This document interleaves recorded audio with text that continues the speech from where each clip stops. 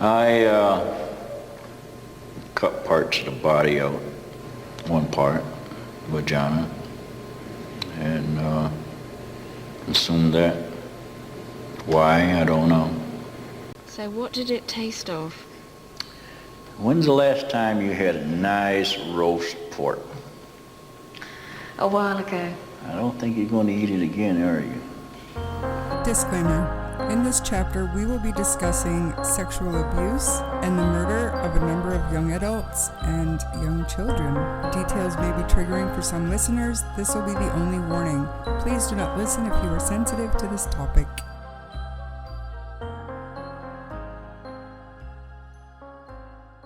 Guess what we're talking about today? Murder? Yes. Arthur Shawcross. Yay. He's twisted. No. I think a lot of people are going to know about this one because there was actually a like the big interview with the serial killer that, and it was on Netflix, I think. I'm pretty sure. But anyways, that is Arthur Shawcross. However, I don't know that they went into detail of all of his crimes. There's certain things that he refused to talk about. Yeah, for sure. And we'll kind of dive into that today. Have you heard of him, listeners? Maybe you heard of him as the Monster of the Rivers, the Genesee River Strangler, and the Genesee River Killer. Classic names for people who dump one or two of their victims near a river. Yeah, for sure. Honestly, like they're not all by rivers, but they're like, you know what? Sounds good. Yeah. River killer. Whatever you want to call him. He was the biggest small man ever. Like, do you know what I mean? Like small the man biggest syndrome and then physically. Yeah. Like okay. small dick energy. Oh, for sure. Okay. I gotcha. I don't know what his You don't know what he looks like? physical. Oh, yeah, but I've never seen him like Fat? I don't know if he's like a short fat guy or if he's like he looked kind of like a big guy. Yeah. But I mean personality wise. The biggest small man ever. Do you get what I'm saying? I'm not saying he's short. I'm saying he was this big idiot. Yeah. With no brain, who liked to murder. Honestly, I get you now. I get it. Well, that went on longer than it was supposed to. Just kind of like hit and stick. Like he was 300 pounds and 6 feet tall. Yes. But he was a coward and a liar. There you go. There you go. Yes. Hey. He has small man syndrome, trapped in a large body. Big boy, and a serial killer. Weird. Let's get into it. Arthur John Shawcross was born on June 6, 1945 in Kittery, Maine, and was the first of 4 children of Arthur Sr. Shawcross and Elizabeth Betty Shawcross. Like, just fucking pick one. Yeah. What do you want me to call you? His family moved to Watertown, New York when he was young.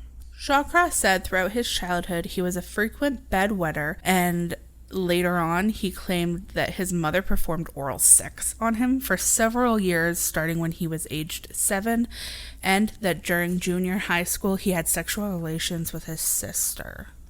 Gross. Very. So, because we're at this point right now. Yes.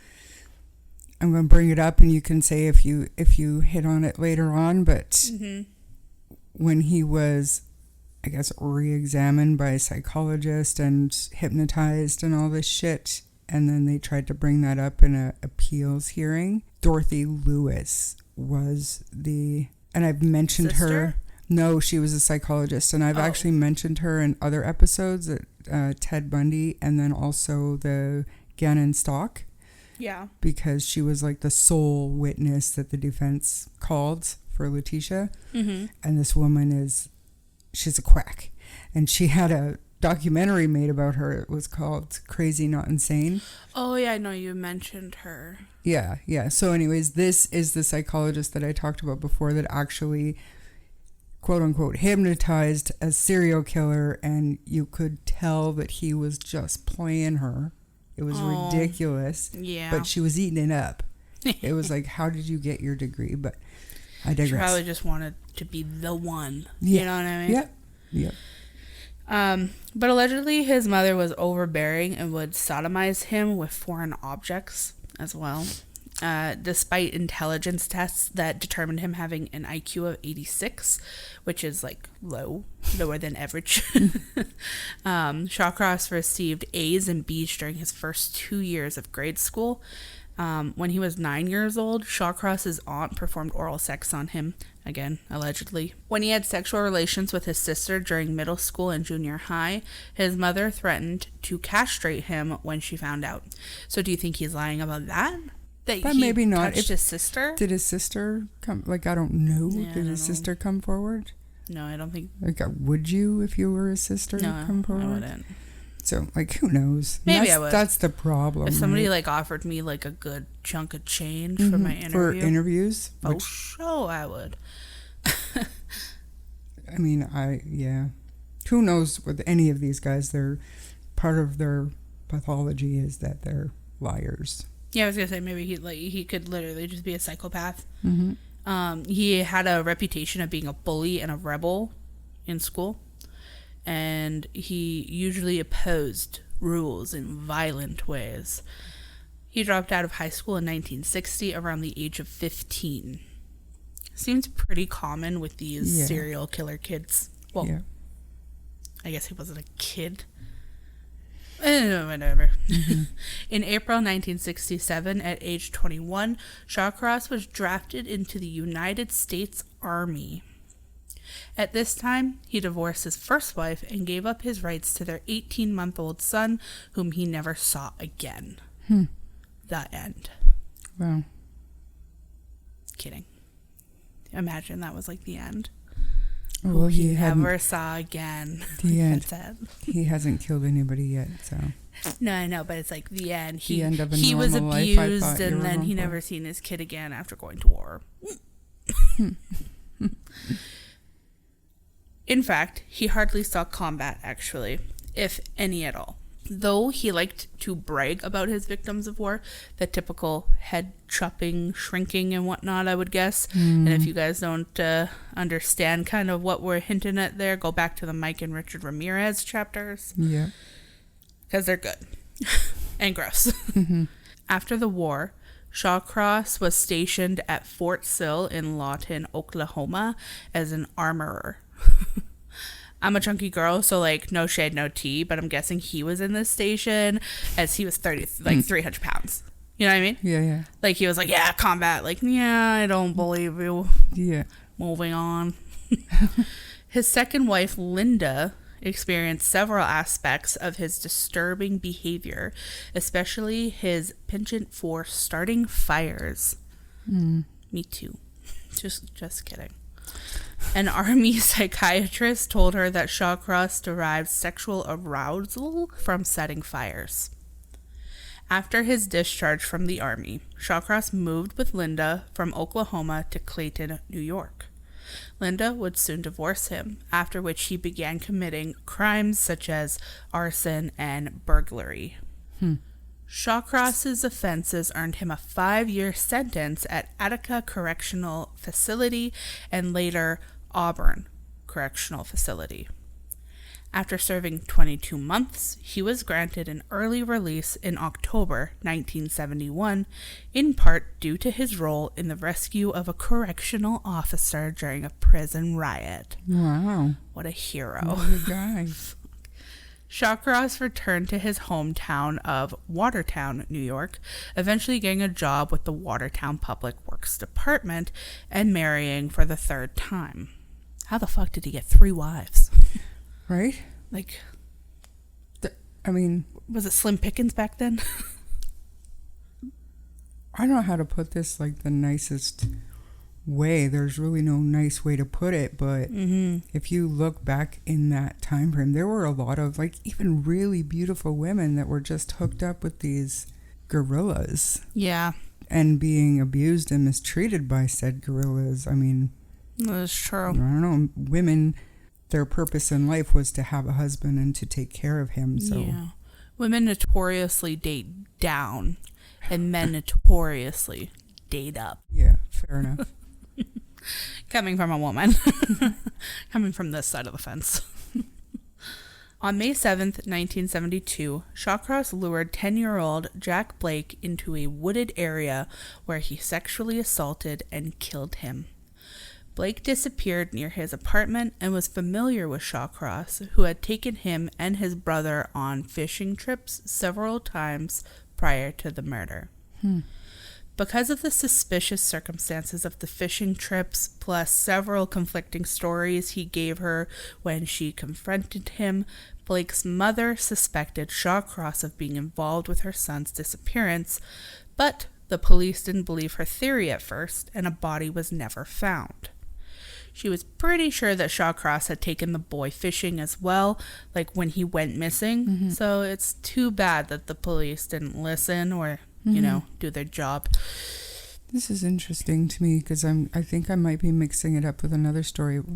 Oh. I think you're probably going to get to it, but can I just ask you? You can cut it out if you want to. Yeah, for sure.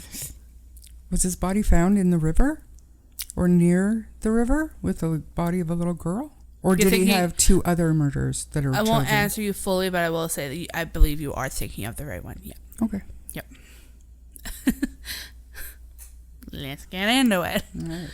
On September 2nd, 4 months after Blake's murder, Shawcross raped and killed 8-year-old Karen Ann Hill, who was visiting Watertown with her mother.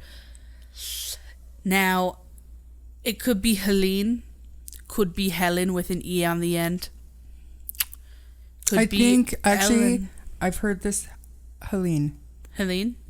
Yes.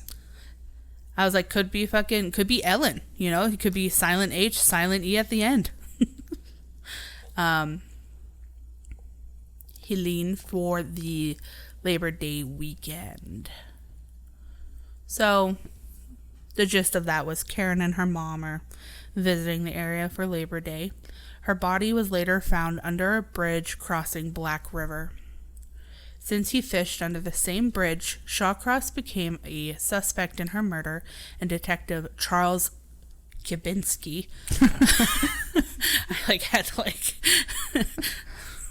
don't like that, who was familiar with him, persuaded him to confess. He was like, come on, man, we know that you did it. Yeah. Just do it. You'll serve like a little bit of time and you'll get out. So just really quickly, I brought up in The river? Oh. my last episode that the reason why you weren't with me on that episode was because your cat had little kittens. And I just like to say that the kittens are adorable. I'm here now and I'm watching them. I'm cleaning them. Oh, yeah, I missed last one. We're rescuing a very beautiful kitty, but the kitty was preggers. So, luckily, she only had 3. And they're adorable. So cute. Moving on. Sorry. Whoops. Distracted. Under a plea bargain deal, Shawcross also provided information to police that proved essential to finding Jack Blake's body, which already displayed an advanced state of decomp and therefore made it difficult to determine whether he had been sexually assaulted or not. Mm-hmm. I think it's fair to say that he was, but they couldn't tell due to that. Right. Shawcross later pleaded guilty to killing Hill on a charge of manslaughter, while the murder charges concerning Blake were dropped. He was found guilty of the charges against him and sentenced to 25 years in prison as a result. A grand jury indicted Shawcross for murder in Hill's death. On October 17, 1972, he was allowed to plead guilty to a lesser charge of first-degree manslaughter for both deaths and was sentenced to an intermediate term with a maximum of 25 years at Attica Correctional Facility. And in November, he was transferred to Green Haven Correctional Facility. Mm-hmm. So they were kind of just feeding him deals left, right, and center in a way. Back then, it's, I think, more common to get deals to get it because there wasn't like a whole lot known about like serial killers and Reoffenders. reoffenses and stuff like that, right? It was strictly a matter of punishment and not so much rehabilitation. Or thinking, will they do this again? Right. Maybe we should hold them because Right. they could. Right. Jefferson County District Attorney William McCluskey explained the plea bargain by stating that other than Shawcross's confession to police, there was no direct evidence linking him to the Blake killing. The district attorney also suggested Shawcross could have argued at trial that he was under, quote, extreme emotional disturbance, and a jury would have been likely to arrive at a verdict of manslaughter. That seems like a cop-out to me. To me, this sounds like bullshit. Total bullshit. Whether it was due to him being ex-army or maybe friends with the force, I don't know. Either way, what a gross slap in the face. Yeah. After 14 years imprisonment, inexperienced prison staff and social workers concluded that Shawcross was no longer dangerous, disregarding the warnings of psychiatrists who had assessed Shawcross as a schizoid psychopath. Ugh. He was released on parole in April 1987. Once a child murderer, always a child murderer. We know that now. Jesus. They didn't take it seriously back then, right? Children. God damn. You are so fucking cute. And like I said before, that's not something that he's willing to talk about to anybody, right? When he continues. He's a sassy lassie. I don't think that he went back to killing more children after, and I think that I wouldn't go all the way to remorse, but I don't think that he likes what he did to children, if that makes any sense. I think he just started... He's embarrassed. He's embarrassed about what he did to children. I think that he moved on to different victims because he probably believed that investigators and whatnot put more effort into, those child deaths. Fair. Maybe. Fair. Not giving him the fucking benefit of the doubt And at all. maybe, no, and he wasn't a smart man, but maybe he thought, if I kill children and I just got out, maybe they'll figure it out right away. Shawcross had difficulty settling down as neighbors would protest his presence and employers would refuse to hire him. He first moved to Binghamton, New York, then relocated to Delhi with a girlfriend, Rosemarie Wally. When Delhi residents became aware of Shawcross's presence, the couple moved to nearby Fleischmann's, only to be met with hostility there as well. In late June 1987, Shawcross's parole officer moved him and Wally into a transient hotel in Rochester, but failed to notify local authorities of this action, meaning he moved them around. People would be like, "Oh my God, no, a child murderer. We don't want him here. I don't want to hire him." And then the parole officer was like, "You know what? Go here, and we just won't tell him that you're there." Right. In mid-October, Shawcross and Wally found more permanent lodgings at 241 Alexander Street in Rochester. Seemingly settled in, Arthur Shawcross was free to let his inner self shine through. Great. This is turning into a really nice piece. Just kidding. No. After all, his parole officer didn't notify authorities, so he was truly free to be himself. Fully. In March 1988, Shawcross began murdering again, primarily targeting prostitutes in the Rochester area before his capture less than 2 years later. He was convicted of 11 murders, with a 12th not officially ascribed to him. His first victim, after being released, was Dorothy Blackburn, a 27-year-old prostitute he strangled to death on March 24th, 1988. Hunters found her body in the Genesee River. All of these murders were unsolved. Local authorities discovered patterns of behavior regarding the killer, which led them to ask FBI profilers for assistance. The strangulation and bodies dumped in rivers form some workable theories as to the killer's identity. Profilers also determined that the killer returned to the scene of his crimes to either conceal the body or to derive pleasure from the attack while viewing the fresh kill. Gross. Grody. Fucking guys are disgusting. Fucking men. That's kind of what you said, but then you're like, well, no, not just guys, women too. No, I didn't say that at all. Like, fucking men. Serial killing men. But, like, if you're a listener, we love you. Oh, definitely. There's not every man is a serial killer. Just most of them. Just joking. Just a high percentage of them. Of serial killers happen to be men. Ooh, true. No shade, no tea. It's fucking true. See how I did Facts. that? Turned it around. They're probably Spin so doctor. mad. Yeah, they're like, that's what bitches do. They spin shit. That's right. Okay. Moving on. Moving on.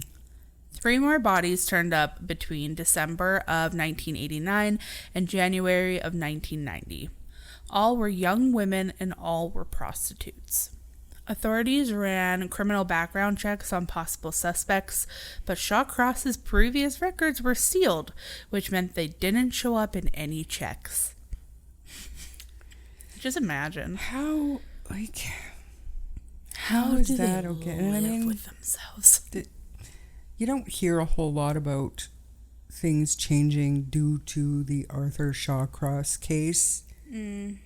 But I hope this bullshit had something to do with the way things kind of work now, you know? That, and I feel like now that they'd be like, I don't know, I bet like different cities and stuff were probably more advanced than others at this time as well. Maybe? Yeah, maybe. I don't know. And also, like, there's clear communication now than there was back then. Like, if something happened over a county line or in a different state, you'd never hear about it. Mm-hmm. But now that's all. It's over. Yeah. It's done. Yeah. He murdered and assaulted Anna Marie Seven, Dorothy Keeler, Patricia Ives, June Stott, Marie Welch, Frances Brown, Kimberly Logan, Elizabeth Gibson, Darlene Trippi, June Cicero, and Felicia Stevens. The women would disappear, only to be found dead weeks, sometimes months later. Wow. It's a lot of victims. Shawcross later claimed that he killed Dorothy, his first victim of his second killing spree, because she bit his penis too hard during oral sex. Too hard meaning, was there any degree that he wanted it bit? Don't know. That's just the way it was worded. Yeah, that's a fair question, but Right? clearly Too hard. it wasn't hard enough. Yeah. Since she was the first, yeah, for sure. Because of the high-risk lifestyle of the average prostitute, authorities believed that someone connected to her job was responsible for her murder, even examining the shooting and stabbing murders of 2 other prostitutes that occurred in the area, finding no connection. Wow. However, were you going to say something? Yeah. However, by October 27th, 3 other prostitutes were found near the Genesee River, Yeah. identified as Anna Seven, Dorothy Keeler, and Patricia Ives, because all 4 victims were killed by asphyxiation. Local police began to investigate further into the killings, while the media, getting a hold of the case, began dubbing the killer the Rochester Strangler or the Genesee River Killer. Wow. As the investigation progressed, Marie Welch disappeared, quickly followed by the discovery of the body of Frances Brown, who was initially assumed to have been Welch. Wow. Yeah. On November 15th, the body of Kimberly Logan, an African-American prostitute, was found in a civilian's backyard under a pile of leaves. A medical examiner found that leaves were stuffed down her throat. Mm-hmm. On Thanksgiving, the body of June Stott, who wasn't a prostitute, was found, and it was quickly deduced that she was gutted and sodomized post-mortem. A knife and a bloody towel were found nearby at the scene. Ugh. Gross. I mean, sad, but gross. Yeah, it's so gross. The things that he did to, yeah, it's gross. Frustrated with the rising body count of murders targeting prostitutes, a local police captain decided to call in the FBI's Behavioral Science Unit. Woo! Woo! Contacting Special Agent Greg McCrary and describing the rash of murders to him. He and New York State Trooper Lieutenant Ed Grant, a graduate of the FBI training program in criminal investigative analysis, both promptly decided to aid Rochester authorities in solving the murders. However, on November 27th, before the two arrived, the body of a prostitute named Elizabeth Gibson was found, being the only victim to not be killed in Monroe County. So that was interesting. Instead, being found in Wayne County. But, nevertheless, she was connected to the other murders by a witness who saw her with a man who called himself, quote, Mitch. Following this, 3 more prostitutes went missing: June, Darlene, and Felicia. On the morning of New Year's Eve, Felicia Stevenson's belongings were discovered by a trooper patrolling a rural area. Authorities began to search for her body in the area by air, but there were complications due to the current snowy weather. 2 days later, a body was found under a bridge, but it was later identified as June, who was, quite ironically, aware of the killer and took measures to avoid customers that she didn't know well. On that same bridge, they spotted Shawcross urinating there, then driving off in his Chevy before police could reach him. So, she was found under that bridge, right about where he was standing. I wonder if he was pissing on her grave. Probably. I know. Most likely. What a fucking fuck. Yeah. A unit followed him to a nursing home in Spencerport, where they confronted Shawcross, who identified himself and then revealed his responsibility for the Watertown child murders. He was then taken to the police station under suspicion. That is where he actually insisted that it was merely a coincidence that he was urinating near the crime scene, and repeatedly bragged about his accomplishments as a soldier in the Vietnam War. That, again, is why I think that's what got him released / Sure. those deals. Yeah. And that's why he felt like he could peacock that. Yeah. I personally cannot comprehend how a child killer can see the light of day after being convicted, but moving on. Investigators were unsure if they should pin a killer pedophile on the prostitute killings, since pedophiles never change their victim types so drastically, or at least almost never. However, suspicion on Shawcross grew further when several prostitutes, including a would-be victim, positively identified him as Mitch. Subsequently, investigators uncovered his background and were shocked to learn the circumstances behind his release and his movement through multiple communities that was later covered up. The following morning, Felicia Stevens' body was discovered by a deer hunter located near the spot where June's body was also found, which is where he peed. Right. Knowing for sure that Shawcross was the killer, police began to pressure him during interviews, although he maintained his cool. He dismissed the evidence against him as coincidences until an officer suspected Neal of being involved in the killings as well, to which Shawcross denied. He then confessed to being the killer and stated that he specifically killed Elizabeth Gibson, the only victim to be killed out of Monroe County, because she was trying to steal his wallet, is what he said. Yeah. He said that he defended himself. How do I even say this? He defended himself by, projecting his mother onto her, is, how he said it. And subsequently strangling her to death. He's yeah, okay, well, I killed this one, but, I transformed into my mother. Yeah, I don't know how you'd put that, because... And most of his victims, later on, he would go on to say that they were taking from him or trying to steal from him and that made him snap. So and I then mean, it that wasn't until Dr. Dorothy Lewis, came forward that he said that his mom took over.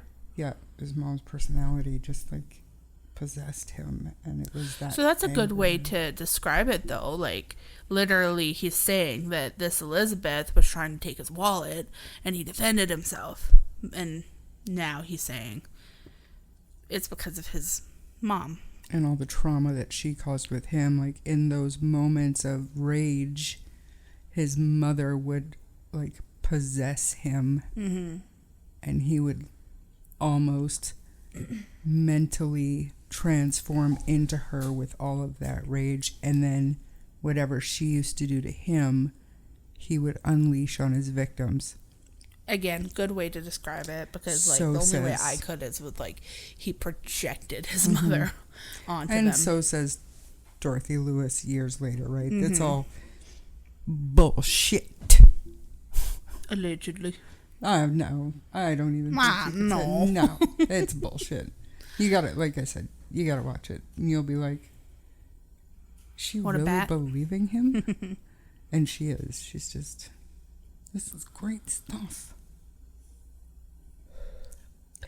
Dissociative identity disorder is DID. her DID is her specialty, and that's what she was trying to show that Shawcross had. Interesting. He also assisted police in finding the bodies of Marie Welch and Darlene Trippy, personally leading them to the disposal sites. Eventually, Shawcross was tied to all but one of the Rochester killings, Kimberly Logan, who had leaves stuffed down her throat in the same manner as Karen Hill, the second victim of the Watertown child murders.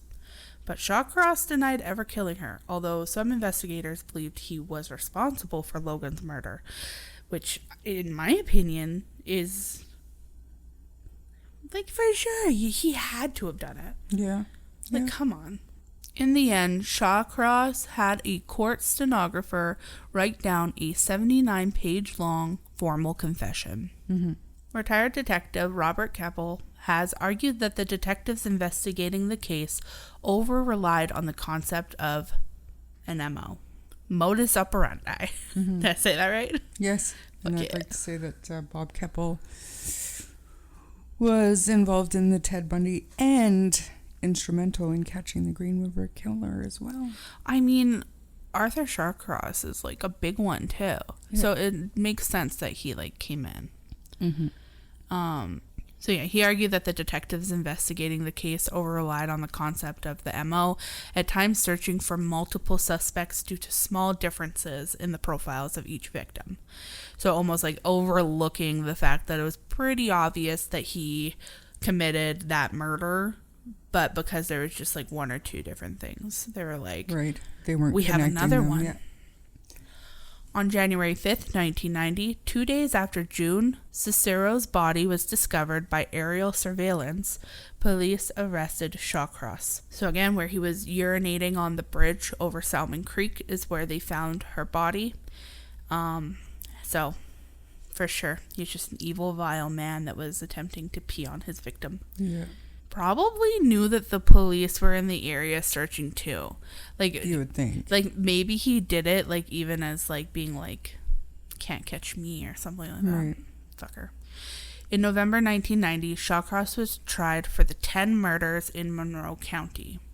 He pleaded not guilty by reason of insanity, with testimony from forensic psychiatrist Dorothy Lewis that he had brain damage, multiple personality disorder, now known as DID, and post-traumatic stress disorder. And also, obviously, that he was sexually abused as a child, Right. if he was, allegedly. Lewis also claimed that Shawcross moved into a separate internal personality named Bessie when he killed, arguing for him to be institutionalized rather than being returned to the prison's system. And Bessie was another nickname for his mom. In response to the defense's claim that Shawcross's actions were the product of PTSD resulting from his war service. FBI criminal profiler Robert K. Ressler reviewed the claim on behalf of the prosecution before the trial. Ressler wrote that Shawcross's claim of having witnessed wartime atrocities was patently outrageous and untrue. Prosecution psychiatrist Dr. Park Dietz testified that Shawcross had antisocial personality disorder. It was later determined that Shawcross had a cyst pressing on the temporal lobe of his brain, as well as scarring on his frontal lobes, areas that are responsible for decision-making and self-control. In the end, after 13 weeks, Shawcross was found guilty of 10 counts of second-degree murder and was sentenced to a total of 250 years to life in prison for the Monroe County killings. A few months later, Shawcross was taken to Wayne County to be tried for Elizabeth Gibson's murder. He pleaded guilty to the murder and was later given a life sentence. Afterward, Shawcross was held at the Sullivan Correctional Facility located in Fallsburg, New York, where he would remain until his death. In 2003, he was interviewed by British reporter Catherine English for a documentary on cannibalism, and during the interview, Shawcross bragged about slicing out and eating the genitals of 3 of his victims, but refused to discuss an earlier allegation that he made of eating the genitals of his first victim, Jack Blake. Right. The child. Yeah, and I actually did start already editing this, so I have a clip of him talking about how, humans taste. Kind of like a rump roast or something like that. Yeah. Fuck. He's like, you ever have a really good pig roast or something like that? Yeah. And she's like, yeah. He's like, just like that, delicious. Yeah, it's disgusting. And He's a nasty cuts person. the vagina off of one of his victims and chewed on it I know. while he was driving in the car. Yeah. Moving on. He said it was like chewing on gum. Holy fuck. In 2006, he was interviewed by Columbia University forensic psychiatrist Dr. Michael Stone for the Discovery Channel series Most Evil. In the interview, Shawcross alleged that he was sexually abused by his mother when he was a child and also admitted to sexually abusing his younger sister, also during his childhood. Mm-hmm. He also claimed that he murdered the Rochester prostitutes in revenge for supposedly having sex with an HIV-positive prostitute and to eat the body parts in order to speed up the process of death out of the assumption that he was infected. Right. Stone agreed with the jury's conclusion of his allegations and did not believe that Shawcross was out of control during the prostitute murders and that he didn't have any outlandish motivations for doing so. Officials said 63-year-old Shawcross complained of a pain in his leg on the afternoon of November 10th, 2008. He was taken to Albany Medical Center, where he went into cardiac arrest and died shortly thereafter. He was pronounced dead at 9:50 p.m. Good. Bless. Blessed be the fruit. What is that? The guy is disgusting. He's a monster, and I'm surprised he doesn't have as much, if not more, press than... Yeah, I know. You know why I think he didn't, though? Because the ones that he did do, again, he peacocked. Mm-hmm. He liked it, and he never gave further details. He still kept the secrets that he had to himself. Mm-hmm. You know what I mean? He was only agreeing to it to, be like, yeah, make the story more sensational. But have you ever tried roast chicken? Another part of it too is if you watch his interview. Which one? Well, any of them. Just the way he is. He's not as charismatic as Ted Bundy. No, he's low IQ. Ted Bundy was high. Right. And John Wayne Gacy, I mean, he's not an attractive man, but he had the gift of the gab, right? Yeah, the gab. He's not as... Nice. He's not as Gift of the gab. public friendly as the other serial killers are. I guess. Kind of as sad as that sounds. Nobody wanted to talk to this guy. They were like, ooh. Mm-hmm. Yeah, that's the story of Arthur Shawcross. Well, that Nasty was little disturbing. fucker. That was almost as disturbing as our Halloween story will be. Our season 2 finale. Yeah, season 2 finale. Finally. Finally. If you enjoyed this episode, please subscribe to the podcast and share it with your friends. If you don't mind giving us a 5-star rating, it'll help our show grow. You can also find us on Facebook, TikTok, and Twitter, or X, right? Yeah. At True Crime Story Podcast, where the discussion can continue. If you wish to contact us, you may do so via email, truecrimestorypod@gmail.com, or through Facebook Messenger. You can also join our Patreon or buy us a coffee in the links below. Thank you so much for listening and supporting the show. I'm Bree, And I'm Shar. and we'll see you on the next chapter. Bye.